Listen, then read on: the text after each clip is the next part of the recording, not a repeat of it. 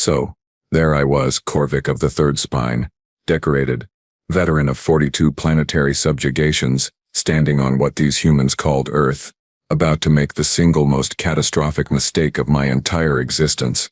But let me back up, because this story is one for the ages, and not in the way I would have preferred. The invasion fleet had arrived 3 cycles ago. Standard procedure, really. Scan the planet, identify the dominant species, deploy ground forces, establish dominance, extract resources, move on. Simple, clean, efficient. We had done this 617 times across the galaxy. The humans would be number 618, and we expected them to fold within a solar rotation, maybe 2 if they were particularly stubborn. Oh, how magnificently, spectacularly, incredibly wrong we were. But I am getting ahead of myself again. Let me start with the moment. Everything changed.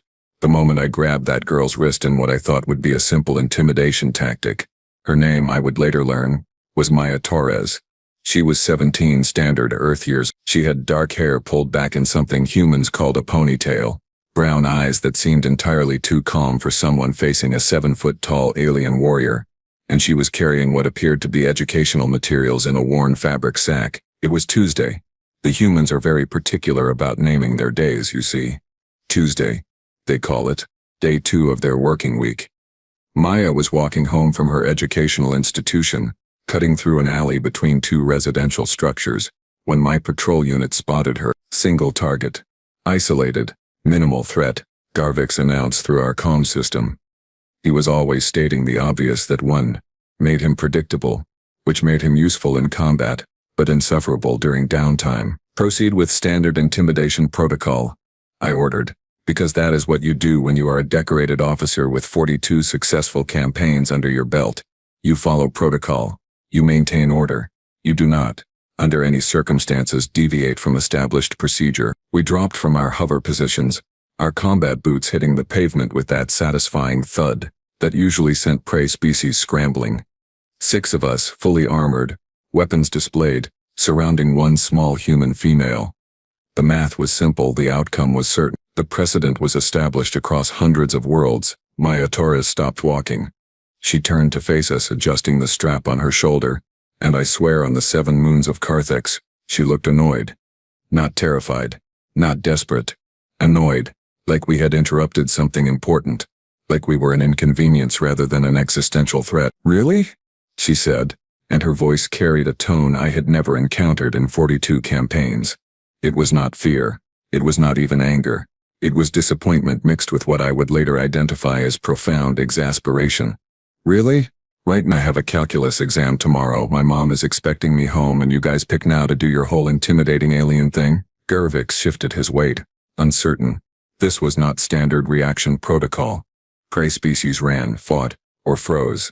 They did not critique your timing. You will come with us, I announced, moving forward, reaching for her arm. This was the standard procedure. Physical contact established dominance, demonstrated their fragility, reminded them of their position in the new hierarchy. I had done this hundreds of times. Grab the wrist, apply minimal pressure, watch them crumble psychologically. Simple, effective, time-tested. My 3-fingered hand wrapped around her wrist, and that, my friends, was when the universe decided to teach me humility in the most painful way imaginable. The sensation hit me instantly. Not pain. Not at first. It was something else. Something that crawled up my arm like liquid electricity, something that whispered into every nerve ending that I had made a terrible, terrible error in judgment. The humans have a saying. I have since learned. They say you should never grab a tiger by the tail. I did not grab a tiger. I grabbed something far worse. I grabbed a human who had decided she was done being polite. Maya's eyes, which had been merely annoyed, shifted. The brown seemed to deepen, seemed to carry weight that had nothing to do with pigmentation and everything to do with something primal, something that predated my species' first journey to the stars. She did not pull away. She did not struggle. She simply looked at my hand on her wrist, then looked at me, and in that moment I understood with perfect clarity that I was no longer the predator in this scenario. Let go, she said quietly. Not a plea, not a request, a statement of fact. A declaration of what would happen regardless of my participation in the process. I should have listened. Every survival instinct that had kept me alive through 4 decades of combat was screaming at me to release her, to step back, to apologize profusely in whatever language she understood. But pride is a terrible thing, and I had 42 successful campaigns decorating my service record. I tightened my grip instead. That was mistake number 2. Mistake number 1 was touching her. Mistake number 2 was deciding to double down on mistake number 1.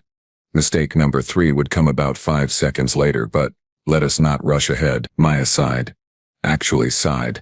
Like I was a child who had disappointed her. Like I was a student who had failed to grasp a simple lesson. Then she moved. Humans, I had been told, were slow. Humans were weak. Humans were soft creatures who had barely crawled out of their gravity well, who had achieved space travel only through persistence and luck rather than any innate superiority. The briefing documents had been very clear on this point. Humans were not a threat. Humans were resources to be managed, nothing more. The briefing documents were catastrophically, hilariously, painfully wrong. Maya twisted her wrist in a way that should not have generated leverage, should not have broken my grip, but absolutely did.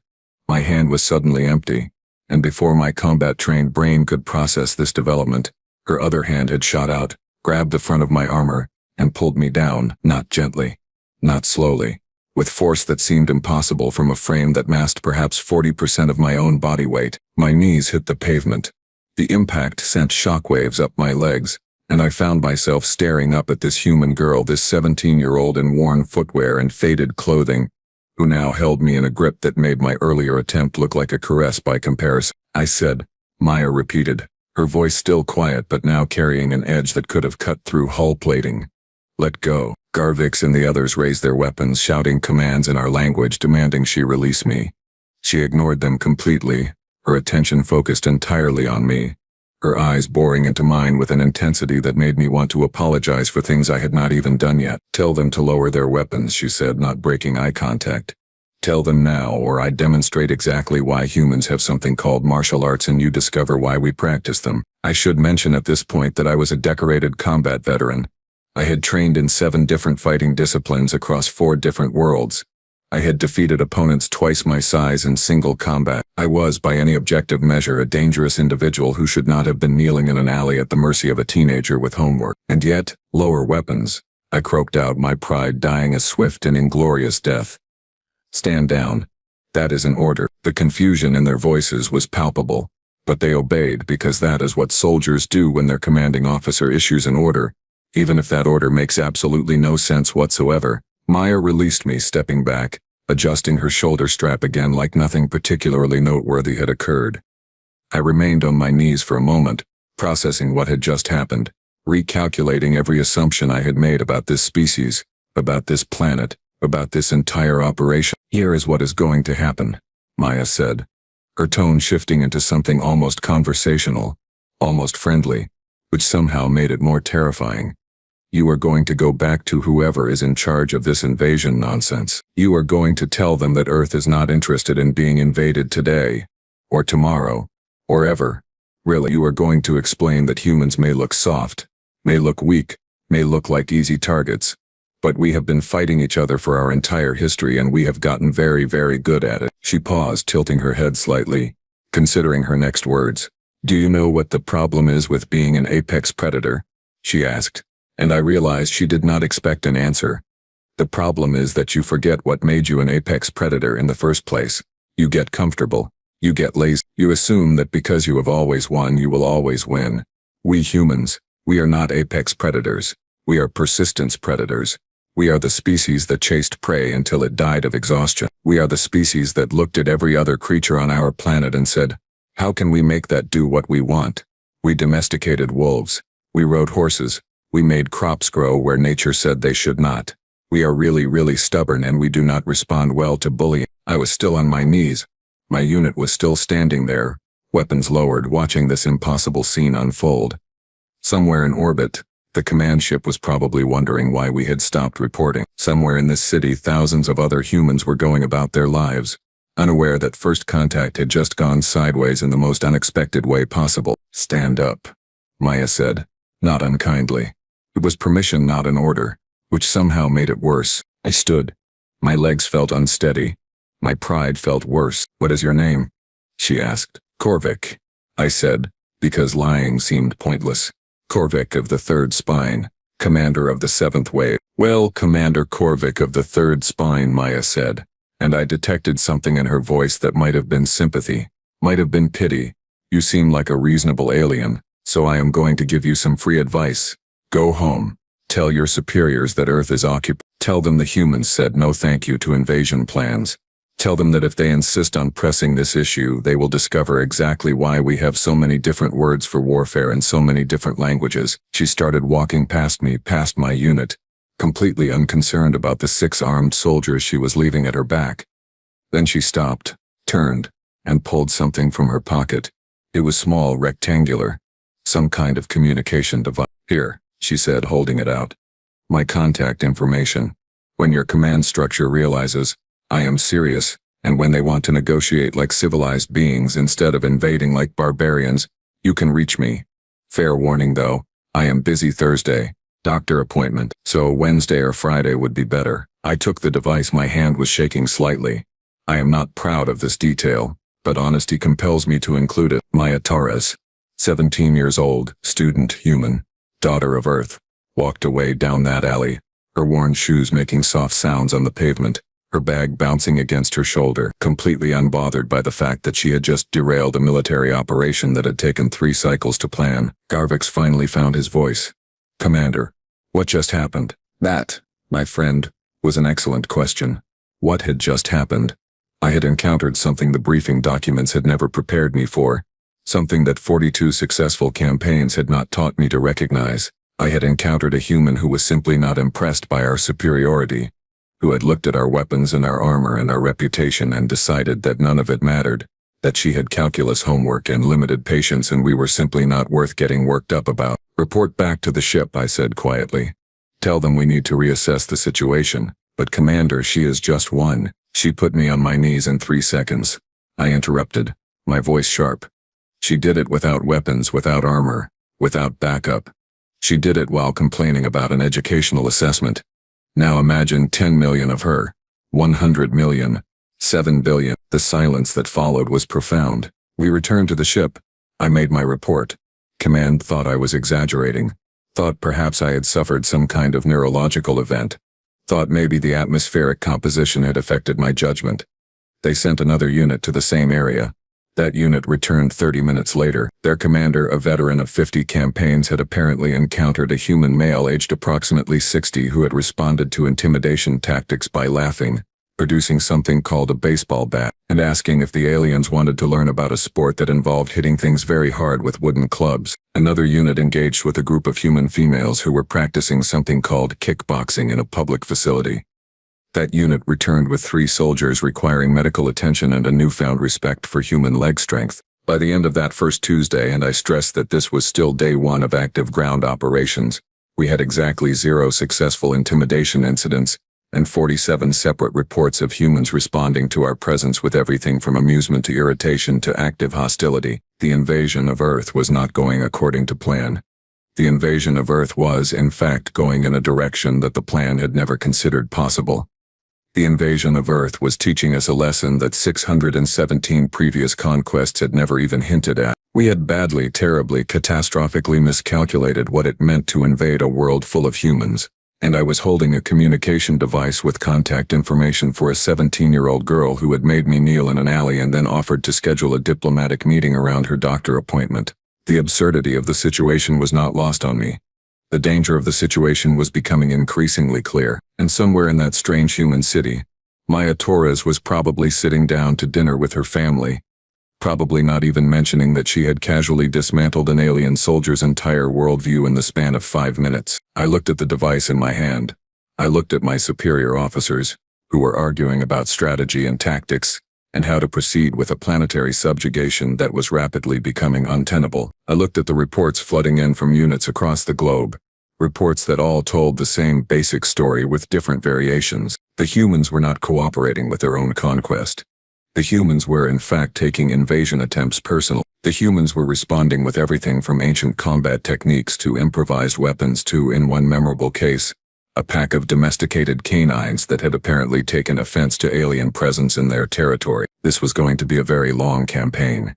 If we survived it, and given what I had learned about human persistence, about human stubbornness, about human creativity when it came to violence, survival was looking increasingly uncertain. I had grabbed Maya Torres's wrist, expecting to demonstrate our dominance. Instead, I had learned that humans do not accept dominance quietly. They do not bow to superior force without question. They certainly do not kneel just because you tell them to, but they can make you kneel. Oh yes, they can absolutely make you kneel. And that, I was learning, was the fundamental difference between conquering a world and attempting to conquer Earth. The emergency council meeting aboard the Sovereign Fang, our command vessel, was not going well. Actually, that statement is far too generous. The emergency council meeting was an absolute disaster, a cascading failure of military planning, strategic assessment, and basic common sense. High Commander Thraxus, a being who had overseen 80 successful planetary acquisitions, sat at the head of the crystalline table looking like someone had just explained that water flows upward, and the laws of physics were merely suggestions. "Explain to me again," Thraxus said slowly, his vocal cords vibrating with barely contained frustration, how an entire battalion was routed by unarmed civilians in a location called Portland. Commander Zephyx, who had led that particular operation, looked like he wanted to dissolve into his chair. "Sir, they used bicycles." "Bicycles? Two-wheeled transportation devices, sir. Apparently the humans in that region are very passionate about them. They organized what they called a critical mass, which involved several thousand cyclists surrounding our forces, and then, well, they simply rode in circles around us while making loud noises and waving signs with messages: hikes go home, space jerks, and Earth says nope." I watched Thraxus's facial plates shift through several colors that indicated escalating blood pressure. "And you could not simply disperse them?" "We tried, sir. But every time we moved, they moved. They blocked our vehicles. They threw what they called granola bars at us, which are apparently some kind of nutritional block that they consider healthy despite tasting like compressed sadness. And then the police arrived. The human peacekeeping forces." "Yes, sir. They arrested our troops." The silence that followed was the kind of silence that occurs when reality has diverged so completely from expectation that language temporarily fails to bridge the gap. Human peacekeepers had arrested alien soldiers during an invasion. The humans had laws, and they were apparently applying those laws to invaders as if we were simply particularly unusual criminals rather than representatives of a superior galactic civilization. "What were the charges?" I asked. "Because someone had to." "Disturbing the peace, sir. Unlawful assembly. And in 3 cases, jaywalking." "Jaywalking. Crossing streets improperly, sir. Apparently the humans have very specific rules about pedestrian traffic patterns, and we violated several municipal codes." Thraxus made a sound that I had never heard him make before, something between a growl and a laugh and a scream of existential despair. "We are a military force conducting a planetary acquisition operation, and they arrested our soldiers for jaywalking." "Yes, sir." The judge was very stern about it. "Set bail at $500 per soldier." "Dollars?" "Their currency, sir. Apparently we needed to pay it to secure release of our troops." "And did we pay this ransom?" Zephyx shifted uncomfortably. "We did not have any dollars, sir. We had to contact the Human Legal Defense Organization, which sent someone called a public defender who argued that our soldiers were simply confused about local traffic ordinances due to being from another planet, and the judge reduced the charges to a fine and community service." "Community service?" "Yes, sir. Our troops are currently serving 40 hours picking up refuse along the human roadways while wearing reflective vests that say community helper in the human English language." I pressed my manipulators against my optical sensors, trying to process this information. Somewhere on Earth, Valkyrian shock troops, elite soldiers trained in orbital assault and urban pacification, were collecting trash on the side of highways while wearing safety equipment. This was not how invasions were supposed to proceed. This was not how galactic conquest worked. This was absolutely not covered in any military manual ever written. "Commander Korvik," Thraxus said, turning his attention to me, and I suddenly wished I had become a civilian administrator like my brood mother had suggested. "You had direct contact with one of these humans, the female juvenile in the urban environment. Analysis of your helmet recording suggests she employed combat techniques that appear in several human cultural databases. Tell us what you learned." What had I learned? I had learned that humans were terrifying. I had learned that assumptions were dangerous.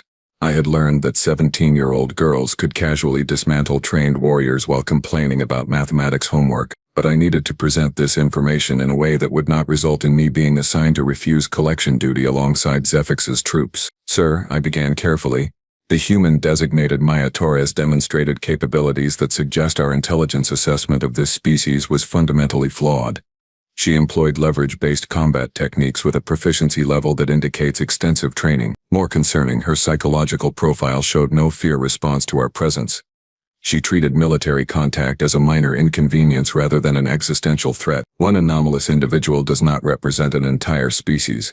Thraxus countered, but his tone suggested he was trying to convince himself as much as the council. Respectfully, sir, she is not anomalous. In the 72 hours since we initiated ground operations, we have documented over 14,000 separate incidents of human resistance. These range from organized military response, which we expected, to spontaneous civilian intervention, which we did not.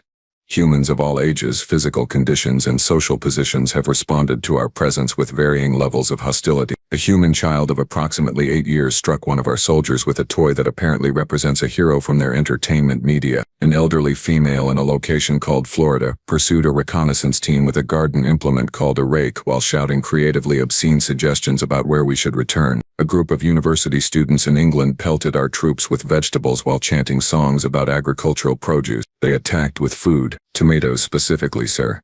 Apparently throwing tomatoes is a traditional human gesture of disapproval dating back several centuries. They have maintained this practice despite it being an inefficient use of nutritional resources. Thraxus stood, pacing the length of the council chamber, his claws clicking against the deck plates. This is unprecedented. 617 worlds, 617 successful acquisitions. What makes these humans different? That was the question, was it not? What made humans different? I had been analyzing this since my encounter with Maya Torres, running through combat recordings, studying their historical databases that we had managed to access, trying to identify the variable that separated humanity from every other species we had encountered. Sir, I believe the issue is environmental, I said, pulling up holographic displays of Earth. Most species we have conquered evolved on worlds with clear apex predators. They developed in ecosystems where the hierarchy was established and maintained through direct physical dominance. Humans evolved differently. They emerged on a world with numerous predator species, many of which were individually superior to humans in strength, speed, or natural weapons, making them prey species. Thraxus observed. Making them persistent survivors, I corrected. They survived not through individual superiority but through cooperation, tool use, and adaptation.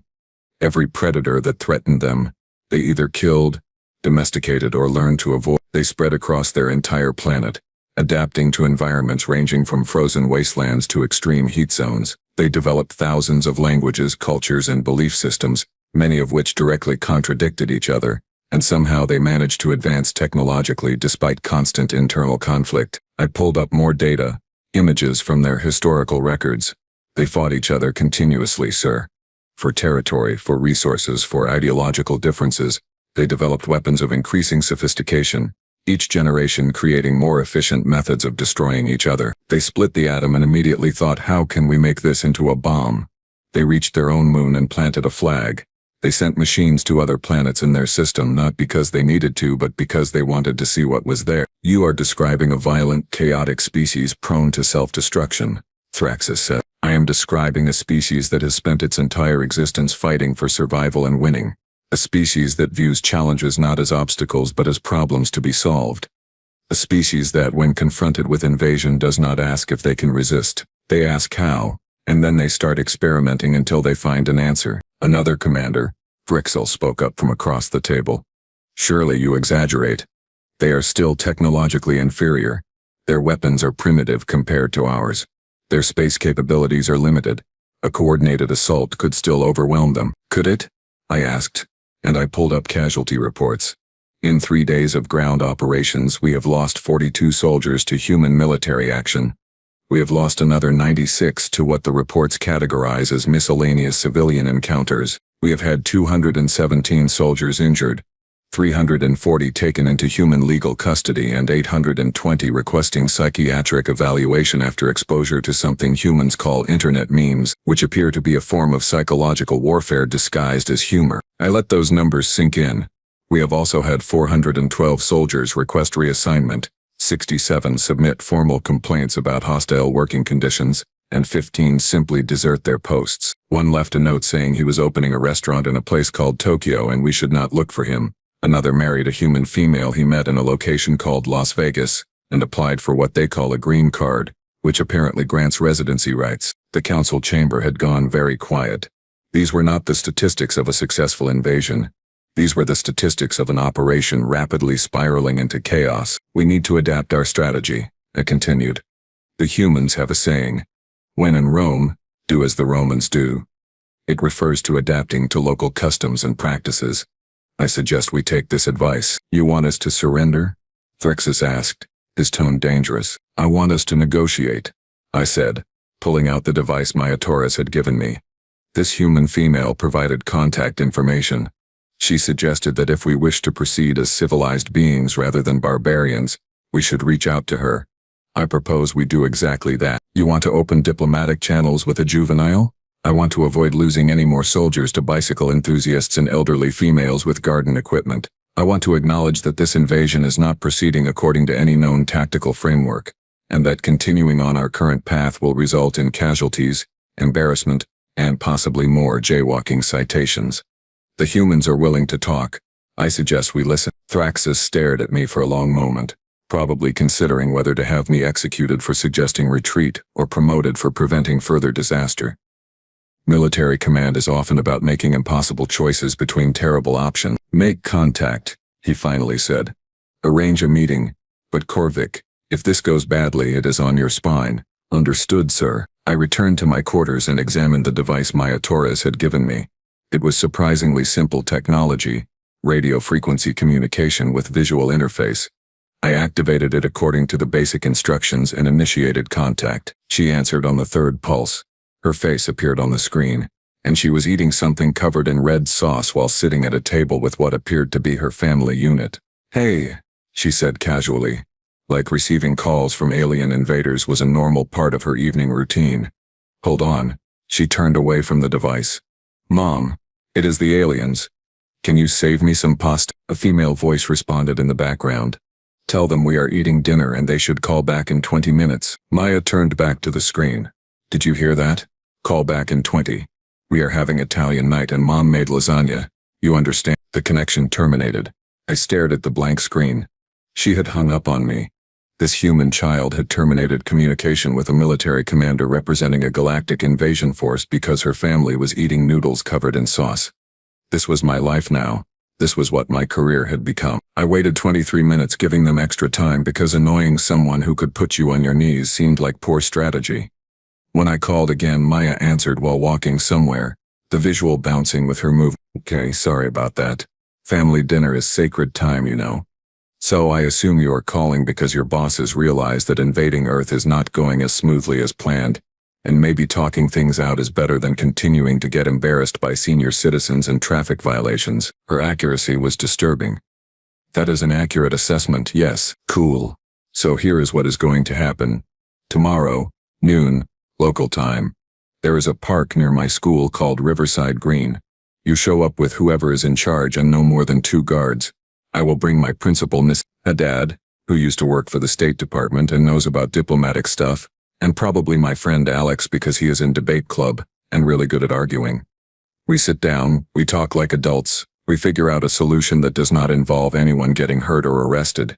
Sound good? You want to conduct interplanetary negotiations in a public park with your school principal. You want to keep having your soldiers picked up by animal control because they keep scaring the dogs in residential neighborhoods. Because that happened yesterday in Minnesota. Gay named Harold called the cops because your troops frightened his golden retriever. The retriever is fine, by the way, but Harold was very upset. How did she know about Minnesota? How did information travel so quickly among these humans?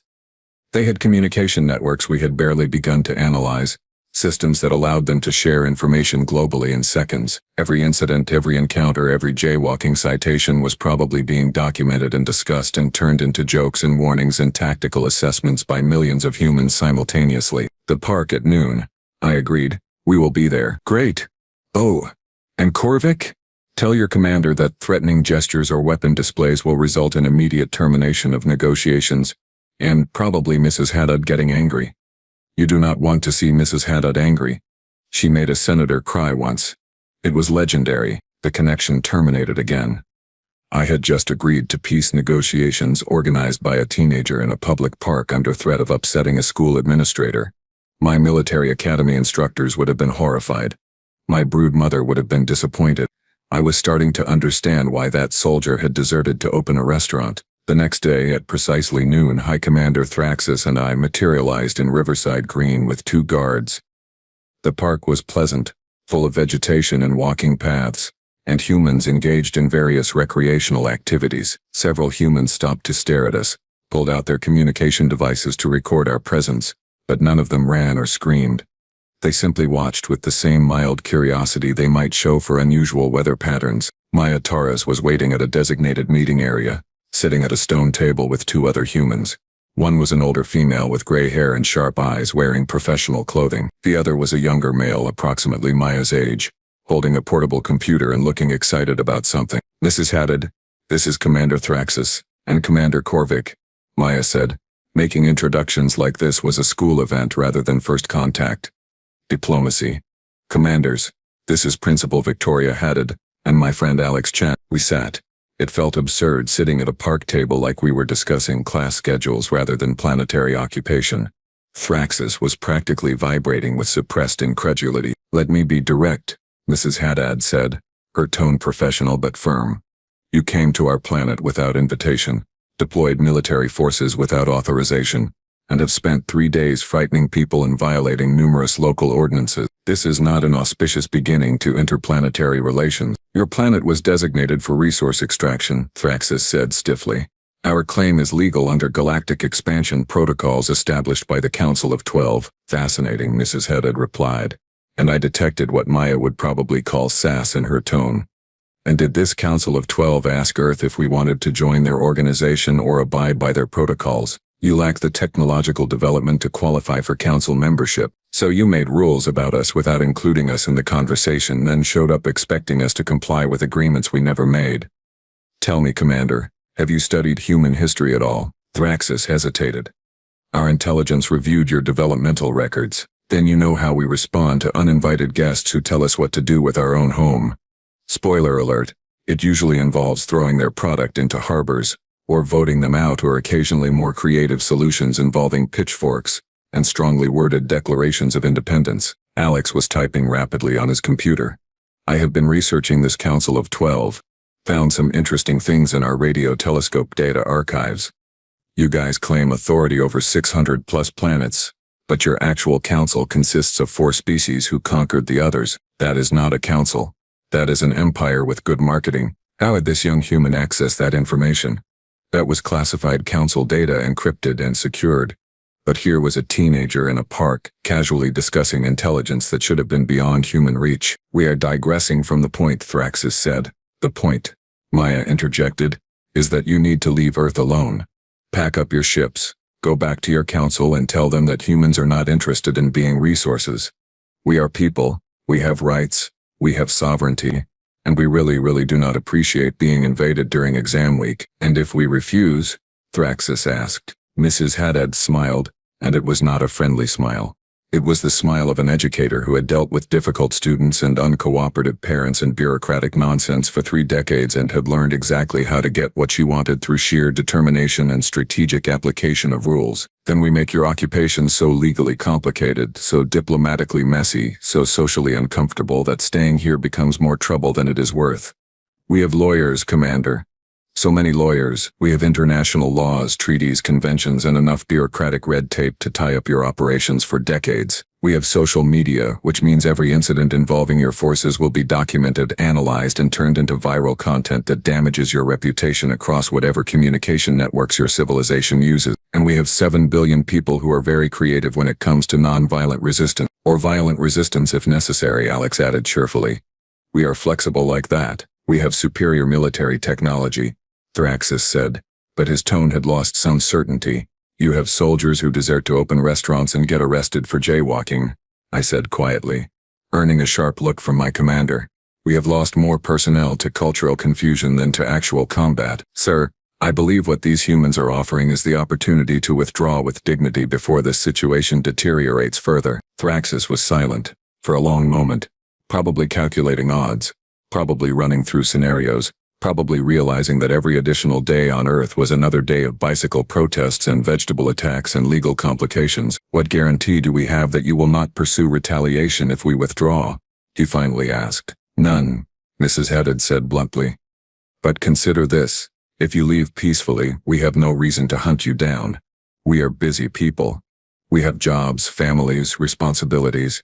We do not want to spend our time chasing aliens across the galaxy. But if you force us to fight, if you hurt our people, if you make us angry, well, history shows that humans can hold grudges for a very long time, and we are extremely motivated by spite when properly annoyed. Maya pulled out several sheets of paper.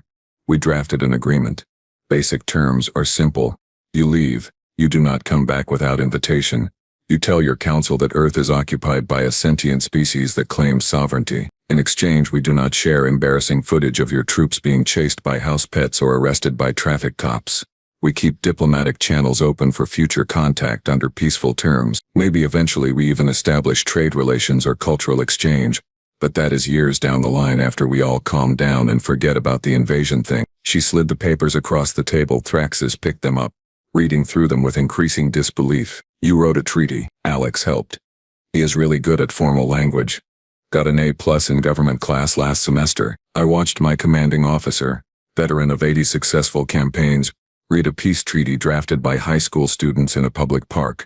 I watched him realize that accepting these terms was the smartest tactical decision available. I watched him understand that humans had managed to turn an invasion into a negotiation and were somehow winning despite being technologically inferior and numerically disadvantaged in space superiority. I will present this to the council, Thraxis said finally. Cool, Maya said. Oh, and Commander? Tell your council that humans are happy to talk. We like meeting new people. We are curious about the galaxy. But show up with guns and demands, and we get cranky. Show up with respect and actual diplomatic proposals, and we can probably work something out. We are not your enemies. We just really hate being pushed around. We left the park. We returned to the ship. We presented the treaty to the Council of 12 via long-range communication. The council deliberated for 6 hours before accepting the terms, probably because the alternative was continuing an occupation that was costing resources, personnel, and dignity. 3 days later, our forces withdrew from Earth. The invasion had lasted exactly 1 week. We lost 0 soldiers to combat. We lost our reputation for invincibility to a species that defended themselves with bicycles, vegetables, legal system technicalities, and sheer stubborn refusal to be conquered. I kept the communication device Maya Torres had given me. Sometimes I receive messages from her. Updates about her calculus exam which she passed. News about getting accepted to university. Photos of something called memes that I still do not fully understand, but which make me approximately experience what humans call laughing. The council declared Earth a restricted zone, off limits for expansion or exploitation. They cited the official reason as insufficient resource value. The actual reason, which everyone knows but nobody says, is that humans scared us. Not because they were strong, though they were. Not because they were advanced, though they were clever. But because they looked at superior force and decided it was not sufficient reason to surrender. 42 campaigns taught me how to conquer worlds. 1 week on Earth taught me the difference between conquering and winning. Humans cannot be conquered because conquest requires the conquered to accept their defeat. Humans do not accept defeat. They get creative instead. And that, my friends, is why the galaxy now knows to approach Earth with caution, respect, and preferably an appointment schedule around their exam weeks.